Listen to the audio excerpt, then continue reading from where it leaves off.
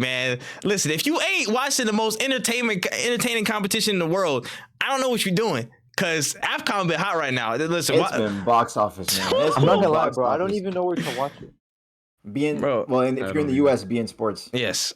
Yeah, but this has been the AFCON of just underdog stories. Allegedly, the AFCON ask me of later. surprises. How in the same tournament does the host nation Ivory Coast lose 4-0 to Equatorial Guinea, and then in their next match knock out the reigning champion Senegal? It makes no sense. None of it makes any sense. And it was boss in the game. It was Bro, boss. yeah, seriously. They outplayed. Like, Senegal had a really good opening 5-10 minutes when they took the lead. Diallo with a finish, and Mane looked on one. They looked devastated. They looked ready, like so hungry to defend their title. And then honestly, like from that point on, for the rest of the match, Cote d'Ivoire they were dictating the entire match. Like the possession stats were maybe only like 57 in Cote d'Ivoire's favor, but the possession they were keeping was all in the Senegal final third. Like they were dictating the tempo of the match, and Senegal's whole game plan, which honestly, like as much as I really like Cisse and wanna be a fan of his, pretty much his whole identity in charge of Senegal has been we're gonna be well organized, tough to break down, and good in transitions. Which I guess can be effective, but is boring. Yeah, it's so boring. I don't think it's surprising that the last AFCON, the one they won, was the most boring one I think I've ever seen in my life. Just lull people to sleep. 0-0 penalty shootouts all the way to the final, and the final was another one of those against Egypt. And how did Mane not get a red? Oh, yeah, his tackle on Sangare was diabolical. It was so bad. And Mane's always had that in him. Like it's nasty. I don't think it comes out of malice. It's just I'm allowed to say this. It's an AFCON thing. It's a black. Like, it's just not having the control. It's the back of his head. He saw red. Yeah, it's a thing of just like where you learn to play football. Like a thing of where you learned how to play football. Yeah. And it's not as heavily regulated. Like these he things gonna get away with them tackles out there. Yeah, exactly. Things aren't drilled into your mind to be cautious of other people around you. You're just in there to win. And you're not really thinking, oh, this slide tackle might seriously injure someone. You're thinking, oh, this is how I'm gonna try and win the ball back. And yeah, it was such a bad challenge, especially the fact that VAR is at the tournament. Facts. They looked back on that and didn't think that was worth it. They're like, nah. Yeah, it was so bad. And VAR been actually pretty consistent, like solid throughout most of the competition, but that was questionable. That was pretty much the only major questionable thing I saw. And the funny thing was, I don't know if you saw, they stretchered Sangare off the pitch, and he's like head on his hands, like just looking up, eyes closed, shaking his head. Yeah. And then the medics put him down like right by the bench and start working on him, and he like gets up and he's like kind of surprised. And a couple of he's back on the pitch. I know. I saw. He was jumping even in the penalty shootout when it pans like Ivory Coast. It was him jumping up like this. Yep. Man. Yo, clowns, man. The magic of AFCON, baby. Bringing injured players back. Good, like, what do you want? But this is the level Ivory Coast should have had the whole time from the jump. I said last week when they lost to Equatorial Guinea, it was the weirdest 4-0 I've ever seen because they were still dominating that match. Like Ivory Coast were dictating the tempo. They had all the chances, but they were just getting hit on the break. Once it was 1-0, their heads kind of just were gone, and then making 2, 3, 4. United against Bournemouth, bro. Crazy. I mean, a bit different, but anyway. But with the quality they have, they should be one of the favorites to win this whole thing. They have the fact that Kessié is on the bench, crazy, and had to come on as a substitute later in the match. They just have such a strong squad. Their front three, they had Seb Haller, they had Pepe, they had Adingra all on the bench. Yep.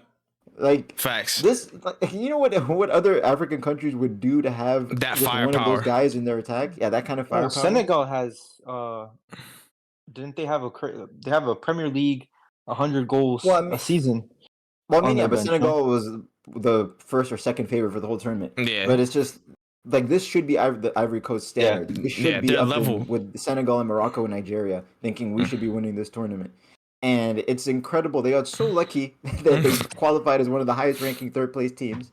But now they have that home team momentum and home nation momentum. And who knows? Like maybe they could go all the way now. Like once you knock out Senegal, anything should feel possible. Word. That was a crazy match. The shootout was insane. Mendy's a hilarious penalty saving goalkeeper, by the way. I think he went the right way every time, but with the last two especially, he just had no conviction.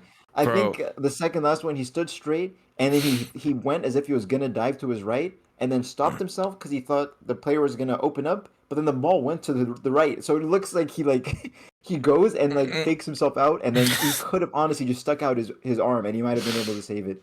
And then Kessier's game-winning penalty is in the roof of the net. Mendy stays in the middle of the goal, and it goes right over. Dog, like you can tell he had all the notes written down. Like he knew where everyone was gonna go. He just couldn't save his. The dots just didn't connect, brother. The dots just did not connect. Yeah, it didn't connect, man. Dog, penalty vibes, bro. No, yeah, it was honestly, not a good bro. Penalty shootout. Honestly, man. But yeah, running through it could be a really, really good end to the tournament. It was a lot of good stuff. Again, we can talk about it all day. That the third goal from the Angola game. Cup? I'm about to say the Asian Cup. Angola looking good with 10 men, 3 goals against Namibia. Serious. They're looking like a dark horse, and they could do some damage. They're playing Nigeria on Friday, and Nigeria have been playing like one of the early favorites so far. They play like clowns, but they're still good. Just the firepower they have. Yeah, it's gonna be tasty. But man, Egypt out. Penalty shootout. Mohamed Salah had to watch it from Liverpool. Injured. I just feel so bad for him. It's not meant to be, man. And it's the worst part about it is him growing up. He would have seen Egypt win back to back African Cup of Nations, the most successful country in African history. And then he just happened to be born in the bronze generation. Like these guys are not it. Yeah. Man. Did you see what's the name? Had Mohamed Sadan and Abu Trika with him. Trey, did he tweet something? Of course. Oh, he tweets about all the Egypt AFCON like championships, and then after Salah, like how they don't have any, and obviously he's blaming Salah for. He's like, I'm just gonna leave it at this. Did you see the clip of Higazi beefing the small ref? They were flipping a coin and stuff like that, and Higazi was just beefing the ref for some reason and stuff like that. He was just trying to shake his hand. The ref was like, "Yo, move." The ref didn't want to shake his hand, just brushing him off, and then finally shook his hand. I don't know why they was beefing in the middle of the coin toss, but the shit was so funny. Out of context, AFCON. Nah, it's so funny, man. Asian Cup. Does anyone know what happened in their before we move to Asian Cup? The last, as time of recording, Morocco was the last of the favorites still to play their round of 16 match, and they're playing against South Africa, who never do anything since they won the AFCON in '96, I believe. Like they don't even qualify most of the time. So if this is truly the tournament of underdogs, man, we need that. Watch that space. Let's see what happens.